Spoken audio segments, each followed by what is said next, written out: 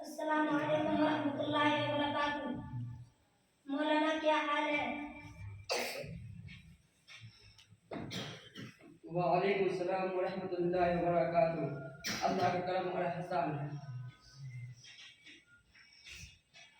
اچھا مولانا کیا بتاؤں، سیاست میں خیریت کا نام و نشان نہیں ہے۔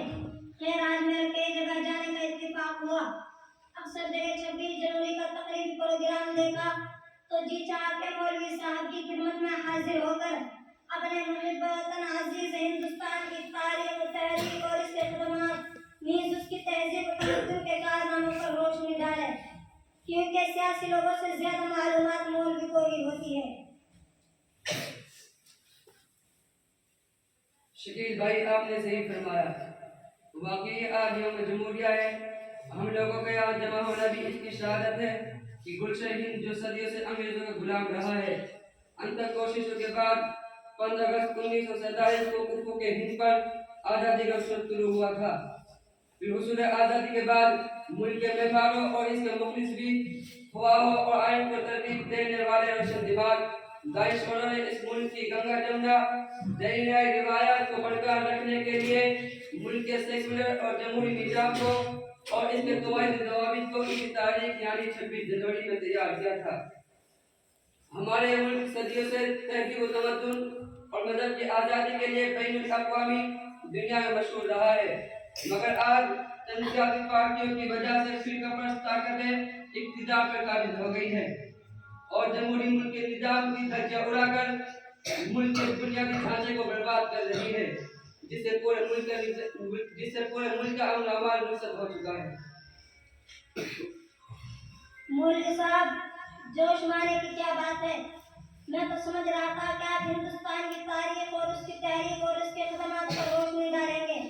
حالانکہ ہندوستان کی جمہوریت ابھی باقی ہے، قانون و ضابطہ اپنی جگہ صحیح ہے اور موجودہ حکومت قوم و ہند ملت کے لیے جو کام کر رہی ہے وہ قابل داد و تحسین ہے، لیکن آپ کا اشارہ اس کے برعکس ہے۔ آپ قانون کے دائرے میں آ کر بات کیجیے۔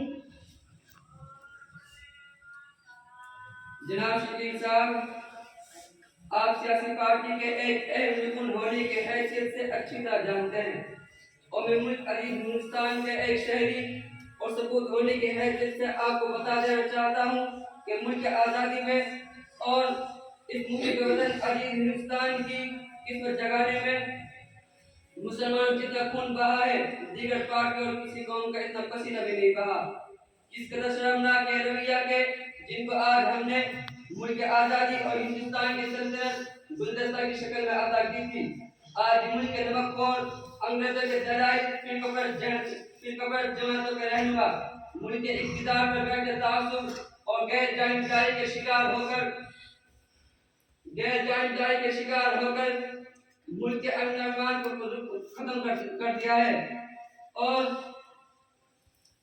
غیر جانبداری کے شکار ہو کر اس ملک کی اب فیصلہ کرنا ہوگا کہ ملک گاندھی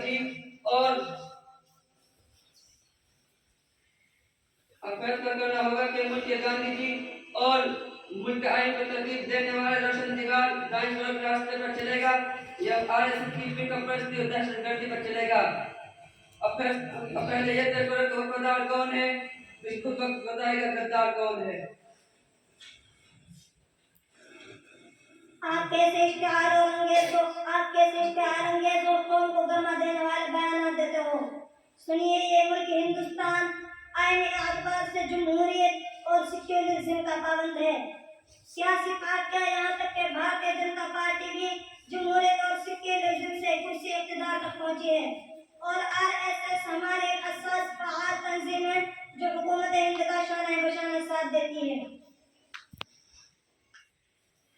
میں تو آپ کو بڑا سمجھدار تصور کرتا تھا، جبکہ ہر محب وطن ہندوستانی جانتا ہے کہ BJP RSS کا سیاسی بازو ہے، منزل دونوں کا ایک ہندو راشٹر کا قیام ہے۔ RSS تو ایک ایسی فسطائی اور دہشت گرد تنظیم ہے جس کا ہاتھ گاندھی جی کے خون سے آلودہ اور بابری مسجد کے نظام میں ملوث ہے۔ گجرات کا سیاح اتحاد بھی ان کی سوچی سمجھی سازش اور سیاست کا بازو ہے۔ یاد رکھو یہ ملک کسی ایک مذہب کا یا کسی خاص نظریے کی جاگیر نہیں ہے، یہ ملک سب کا ہے اور سب کا رہے گا۔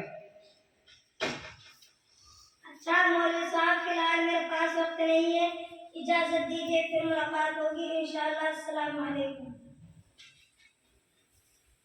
جناب سید صاحب، اب کہاں تم دبا کر بھاگتے ہو؟ جب حق بات سامنے آ گئی، دوسرے پروگرام یاد آ گئے، اگر ایسا ہی جائیے۔ خدا حافظ۔ السلام علیکم۔